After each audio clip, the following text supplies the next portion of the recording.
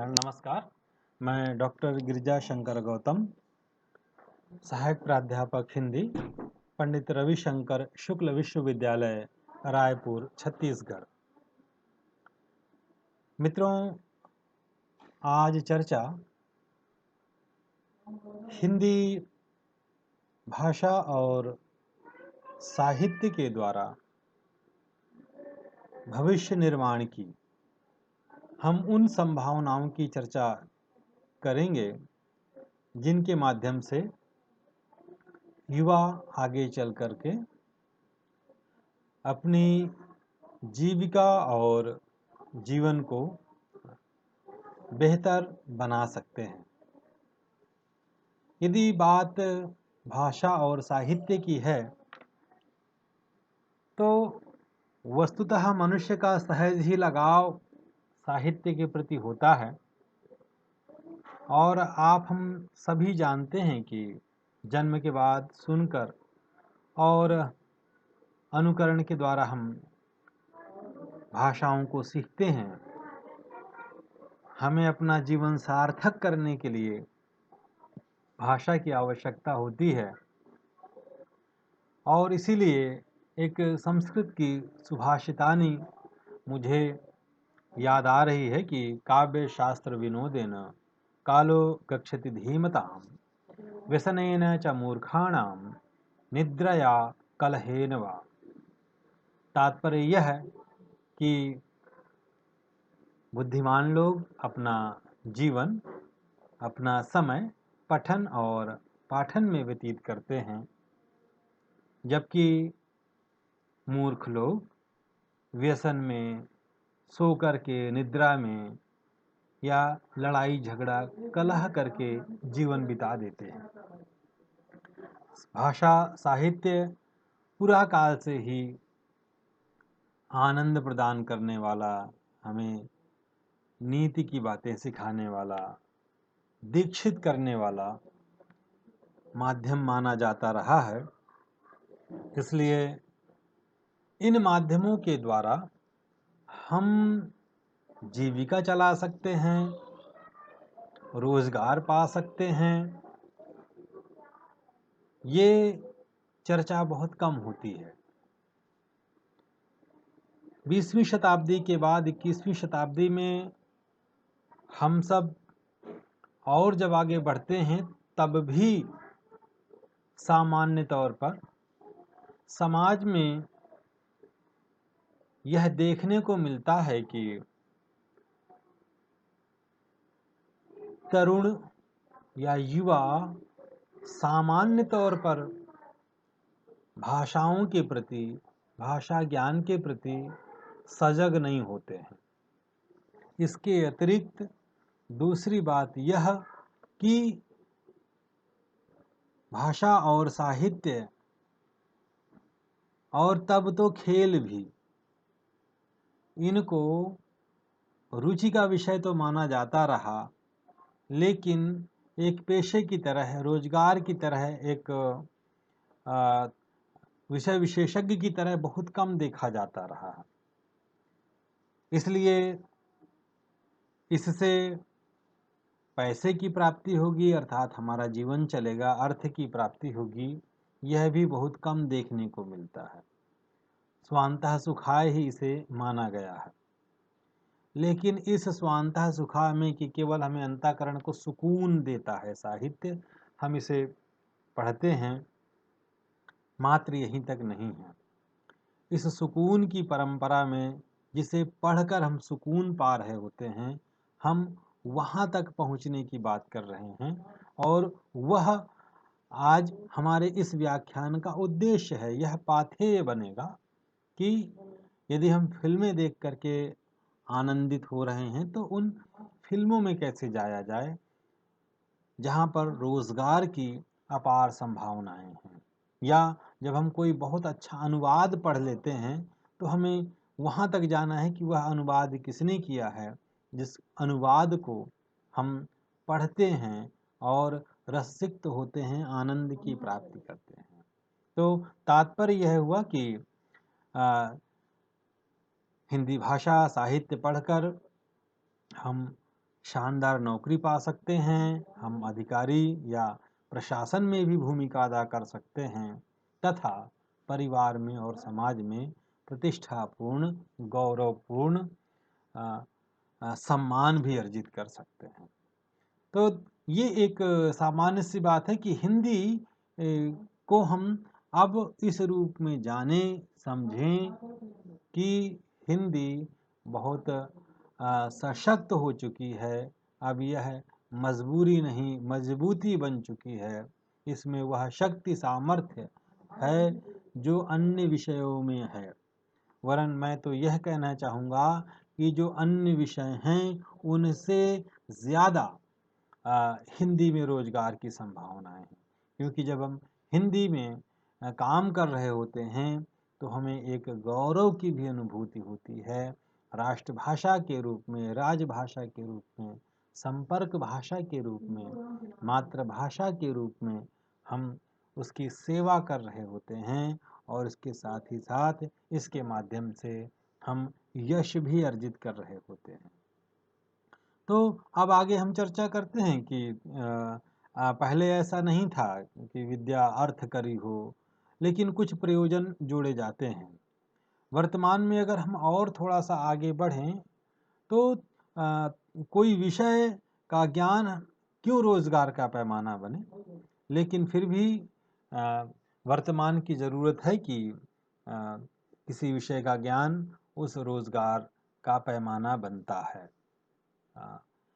पिछले 70 वर्षों में लगभग 10 विविध क्षेत्र हमको देखने को मिलते हैं जहाँ पर व्यक्ति को रोजगार मिलता रहा है और उसके माध्यम से व्यक्ति सशक्त होता रहा है, पैसा कमाता रहा है, अपनी जीविका चलाता रहा है। जिसमें मुख्य रूप से आप पाएंगे कि एक बड़ा परिवार पेपर से जुड़ा, एक बड़ा व्यावसायिक परिवार स्टील से जुड़ा, एक बड़ा परिवार शूज से जुड़ा, जूते बनाने के काम से जुड़ा, कुछ परिवार सीमेंट से जुड़े हैं, शुगर से जुड़े हुए हैं, जिन लोगों ने आर्थिक विकास के साथ साथ खूब पैसा अर्जित किया और व्यवसाय भी दिया। यहाँ पर सीधे सीधे भाषा का कोई बहुत ज़्यादा योगदान या किसी भाषा क्षेत्र के व्यक्ति को रोजगार मिला हो, ऐसा कम देखने को मिलता है। लेकिन हम आगे चल कर के जब 21वीं शताब्दी के पायदान पर खड़े होते हैं तो हम पाते हैं कि एक बैंकिंग का सेक्टर आता है, रेलवे का एक सेक्टर आता है और सूचना तकनीकी का एक क्षेत्र आता है। तो सूचना तकनीकी का जो क्षेत्र आता है, इंफॉर्मेशन टेक्नोलॉजी का जो क्षेत्र हम देखते हैं, उसमें यह जो सूचना है यह भाषा ही होती है। भाषा के माध्यम से ही सूचनाएं ज्ञान बनती हैं और यह विगत 1-2 दशक से सबसे ज़्यादा इसमें रोजगार के अवसर उपलब्ध होते हैं। ऑटोमोबाइल्स, बैंकिंग और सूचना प्रौद्योगिकी ऐसे उभरते हुए क्षेत्र हैं जिनमें भाषा के जादूगरों की आवश्यकता होती है, कलमकारों की आवश्यकता होती है, भाषा व्याकरण जानने वाले, लेखन करने वाले साहित्यकारों की ज़रूरत होती है। मेरा कहना ये कि अब सर्वाधिक लाभ और रोजगार देने वाला एक नया क्षेत्र हमारे सामने उपस्थित है और वह है सूचना प्रौद्योगिकी का, इंफॉर्मेशन टेक्नोलॉजी का। यहाँ पर यह आज किसी दूसरे व्यवसाय से, किसी दूसरे उद्योग से कहीं पर भी कम नहीं है।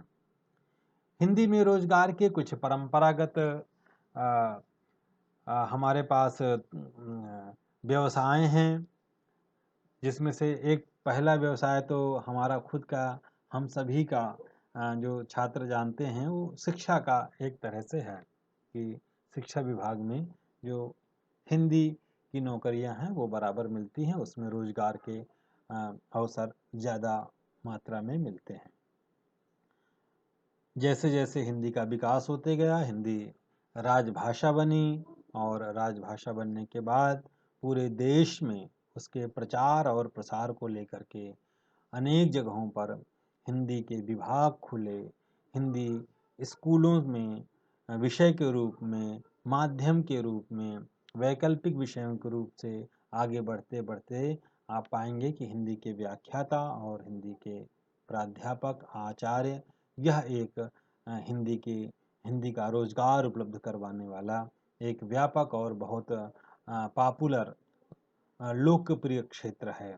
आप सभी इस क्षेत्र में बीएड करने के बाद या आजकल उसमें टीईटी होता है, तो टीईटी के बाद आप चाहे वो केंद्रीय विद्यालय हों, नवोदय हों, वहाँ पर शिक्षक बन करके या व्याख्याता बन करके, शिक्षक में भी ग्रेड 1, ग्रेड 2, ग्रेड 3, प्राइमरी शिक्षक, मिडिल व्याख्याता, मिडिल आचार्य और व्याख्याता और प्राध्यापक और प्रोफेसर तक की स्थिति में आप पहुंच रहे होते हैं।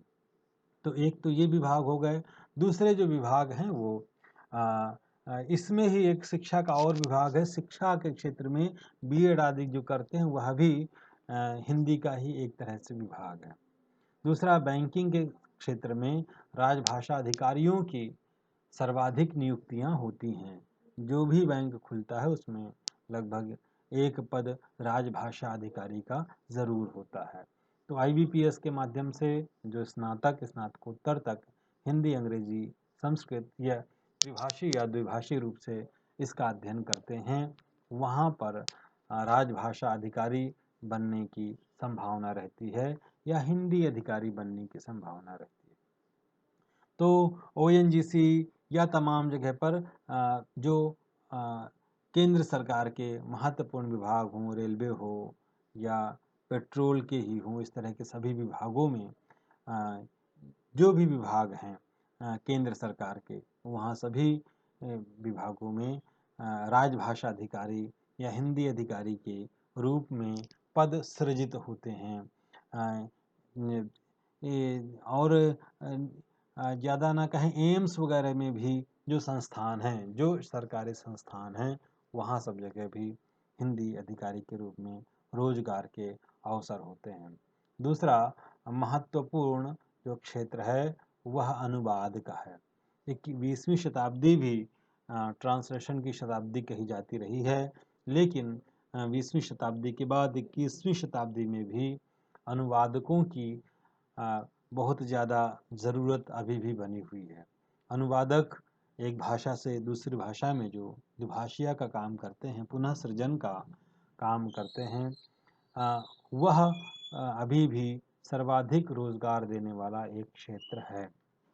क्योंकि भिन्न भिन्न किन्हीं भी दो बोलियों के बीच में अनुवाद किया जा सकता है, और इस तरह का अनुवाद का जो है व्यवसाय प्रति पृष्ठ 1000 रुपये से अधिक तक देने वाला बनता है। यह अनुवाद भी दो तरह से हो सकता है। एक तो हिंदी अंग्रेजी का अनुवाद होता है, हिंदी से हिंदीतर जो हमारी भाषाएं हैं उनमें अनुवाद हो सकता है। हिंदी के साथ में, इन भाषाओं के साथ में विदेशी भाषाओं के बीच भी अनुवाद हो सकता है। तो यह अनुवाद का सबसे बड़ा एक सेक्टर, एक प्रभाग हमको देखने को मिलता है, जो हिंदी के विद्यार्थियों के लिए, हिंदी के शोधार्थी छात्रों के लिए, हिंदी में जिनकी पकड़ है उन हिंदी प्रेमियों के लिए रोजगार उपलब्ध कराने का एक साधन है। दूसरा हम क्षेत्र देखते हैं वह है मीडिया का। मीडिया का जो क्षेत्र है वह भी अनेक भागों में बटा हुआ है। मीडिया एक तो जैसा हम कहते हैं कि केवल प्रिंट मीडिया या केवल इलेक्ट्रॉनिक मीडिया तक सीमित नहीं है। यह जो मीडिया है ये अपने आप में एक विस्तृत क्षेत्र है। अखबार, प्रिंट पत्र पत्रिकाएं, इलेक्ट्रॉनिक मीडिया, सारे न्यूज़ चैनल्स, वेब मीडिया की जो सीरीज हैं, सोशल मीडिया है, फेसबुक है, इंस्टाग्राम है, यूट्यूब है, यूट्यूबर बनते हैं इसमें। तो ये उस कंटेंट को लोग यदि पसंद करते हैं, उस भाषा को लोग पसंद करते हैं, तो यहाँ पर सर्वाधिक संभावना बनती है। अर्थात हिंदी में जो भविष्य निर्माण है, जो रोजगार है, उसका दूसरा सर्वाधिक महत्वपूर्ण क्षेत्र मीडिया का हमको देखने को मिलता है। मीडिया में एक तो अखबार हैं, आप जानते हैं कि अखबार का भी जो क्षेत्र है बहुत व्यापक है। रोज वाले नियमित अखबार हैं, इसके अतिरिक्त साप्ताहिक भी होते हैं, पाक्षिक भी होते हैं, मासिक पत्र पत्रिकाएं हैं, इन सब में प्रूफ रीडर होते हैं, या पूरा संपादन का जो दायित्व है वो संपादक वहन कर रहे होते हैं, और संपादक वही बनते हैं जिनकी हिंदी भाषा पर अच्छी पकड़ होती है, जिन्हें जानकारी होती है। वह भी एक क्षेत्र है, इलेक्ट्रॉनिक मीडिया का क्षेत्र है। जैसा हमने कहा, तो सिनेमा टीवी भी एक दूसरा क्षेत्र हमको देखने को मिलता है। तो सिनेमा टीवी में भी आप देखेंगे कि बहुत सारे धारावाहिक बनते हैं। आजकल नेटफ्लिक्स आ गए हैं, वेब सीरीज आ गई हैं, स्क्रिप्ट राइटिंग का काम होता है कि वहाँ पर स्क्रिप्ट लिखी जाती हैं, या डायलॉग संवाद लेखन होता है, या गीतों का लेखन होता है, धारावाहिक का जो लेखन है वह भी होता है। तो इन सब में भी जिनमें कल्पना शक्ति है, दृश्य को समझने की, या सीधी सी बात कहें तो जिन्हें दृश्य श्रव्य माध्यम में लेखन का कौशल हासिल होता है, या उस क्षेत्र में प्रयास कर रहे होते हैं, उनके लिए यह जो लेखन का क्षेत्र है यह भी बहुत महत्वपूर्ण और मान सम्मान से भरा हुआ क्षेत्र है। विज्ञापन का क्षेत्र आप देख लीजिए, छोटे छोटे विज्ञापन लिखते हैं, और छोटे छोटे विज्ञापन लिख करके ही वह जो पंच लाइन है, वह 2 लाइन का जो विज्ञापन है वह न उस विज्ञापित होने वाली वस्तु का प्रचार प्रसार कर रहा होता है, लेकिन इसके लिए विज्ञापन लेखक के रूप में भी लोग काम करते हैं। और इस तरह के विज्ञापन जो लिखे जाते हैं उससे जनता की समझ यदि उनमें है, और छोटे से विज्ञापन लिख करके लाखों रुपया वहाँ कमाए जा सकते हैं। कुछ विज्ञापन बहुत पॉपुलर होते हैं, आप सब जानते हैं, असली मसाले सच सच, एमडीएच का एक है, या इस तरह के और ठंडा मतलब कोका कोला, या और भी आप विज्ञापन देखिए। तो डिजिटल मार्केट के क्षेत्र में विज्ञापन का बोलबाला है।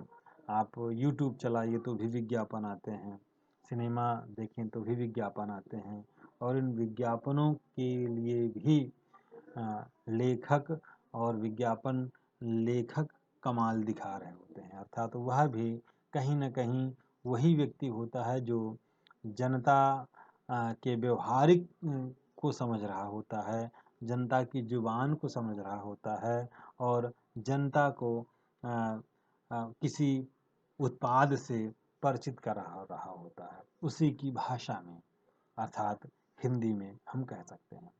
क्योंकि जो मीडिया हम देखते हैं उसमें आप ये मान लीजिए कि उसमें से लगभग जो हम देखते हैं उसमें 70% तक हिंदी भाषी या हिंदी संपर्क भाषा के रूप में काम कर रही होती है।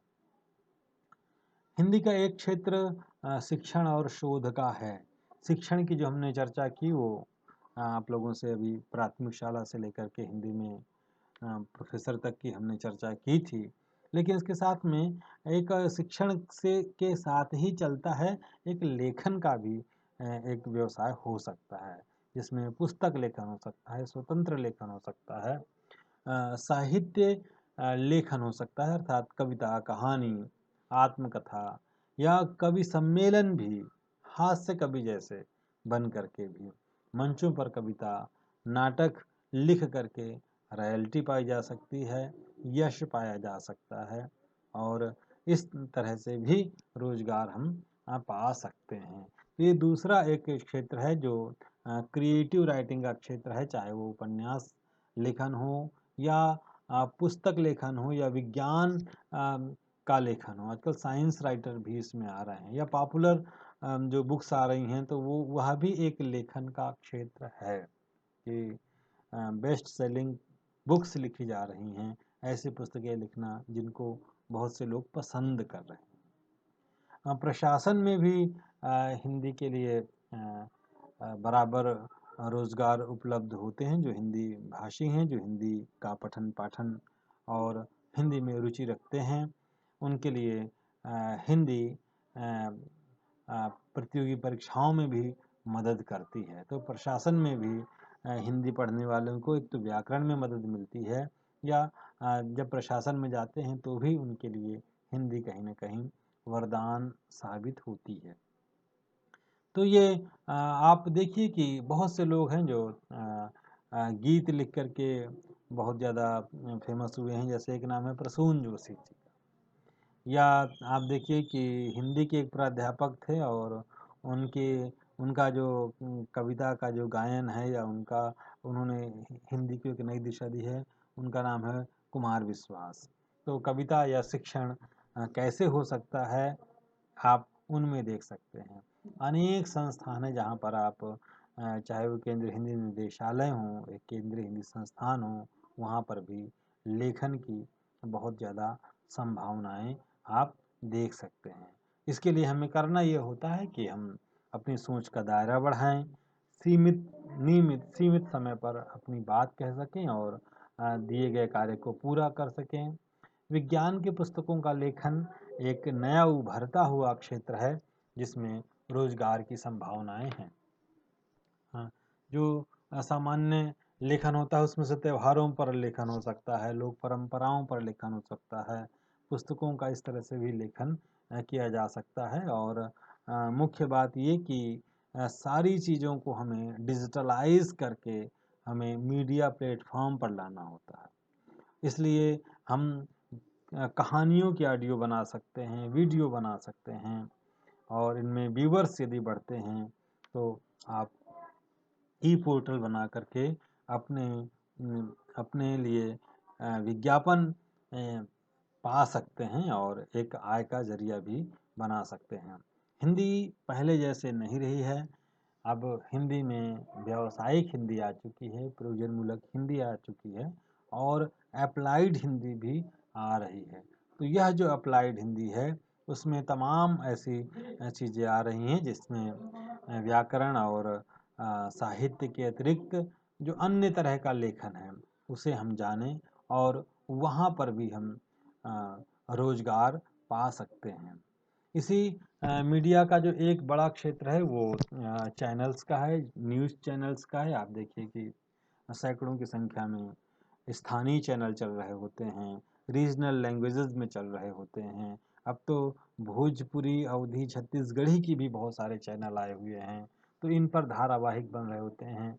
तो ये एक चैनल्स में रोज़गार मिलते हैं। इसके साथ ही साथ रेडियो में बहुत पहले तक केवल आकाशवाणी की बात होती थी, लेकिन एफएम आने के बाद और प्राइवेट एफएम चैनल्स आने के बाद रेडियो जॉकी या इस तरह के बहुत सारे दूसरों की कहानियाँ सुना करके लोग अपना नाम कमा रहे होते हैं। यहाँ पर ये गीत, भजन, संवाद, यह भी लिख करके हम हिंदी की सेवा कर सकते हैं और अपनी जीविका का माध्यम इनको बना सकते हैं।